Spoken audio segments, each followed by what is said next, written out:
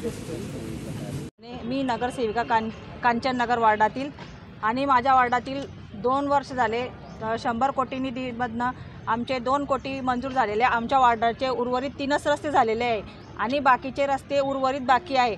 त्यामुळे आमच्या सगळ्या महिला व सगळे आम्ही इथं उपोषणाला बसणार आहे. 15 दिवसांनी आमच्या रस्त्यांचे काम नाही झाले तर आम्ही सगळेजण उपोषणाला बसणार आहे. कारण की त्यांनी बाकीच्या रस्त्यांवर खूप खडी टाकून ठेवलेली आहे. त्यामुळे लहान मुलं पडतात, लहान मुलांना खूप त्रास होतो आहे, नागरिक पडत आहे, तसंच ज्येष्ठ नागरिकांना खूप त्रास होतो आहे.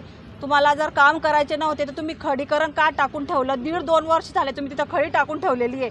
ते माझ्या नागरिकांना खूप त्रास होतो आहे. त्यामुळे आज माझ्या नागरिकांना आम्ही सगळेजण इथं उपोषणासाठी आम्ही कलेक्टर ऑफिसांना निवेदन दिलेले आहे आणि आम्ही PW साहेबांना पण उपोषण निवेदन द्यायला जाणार आहोत. आणि बाकी सगळं किती दिवसापासून रस्ते नाहीये, काय समस्या नाही. आमच्या वार्डात 1.5-2 वर्ष झाले रस्तेच नाही. आज इथं 25 वर्ष झाले आमच्याकडे रस्ते नव्हते. मी निधी मंजूर करून आणला 2 कोटीचा, तो सुद्धा ते कामाला तयार होत नाही आहे.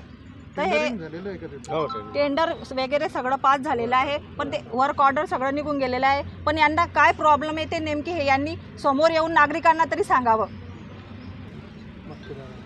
मी सामाजिक कार्यकर्ता राजेंद्र कोडी, कांचन नगरातील वार्ड क्रमांक 2 जागृत गुरुदत्त मंदिर हरिओम नगर यातील रस्त्याची अवस्था खूप दैनंदिन झालेली आहे. गेल्या या एरियात जवळजवळ 40 ते 50 वर्षापासून रहिवासी राहतात, परंतु 40 ते 50 वर्ष झाल्यापासून या एरियात कोणत्याही प्रकारचे रस्ते हे झालेले नाही आहेत.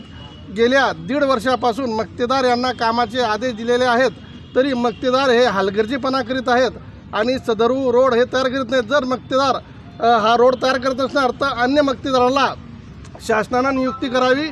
जर शासन नियुक्ती करून 15 दिवसाच्या आत या रस्त्याची काम लावत नसणार तर आम्ही जिल्हाधिकारी कार्यालयासमोर आमरण उपोषणाला 15 दिवसाच्या नंतर बसणार आहेत. आणि ज्येष्ठ नागरिकांना तर बिलकुलच चालता येत नाही आहे.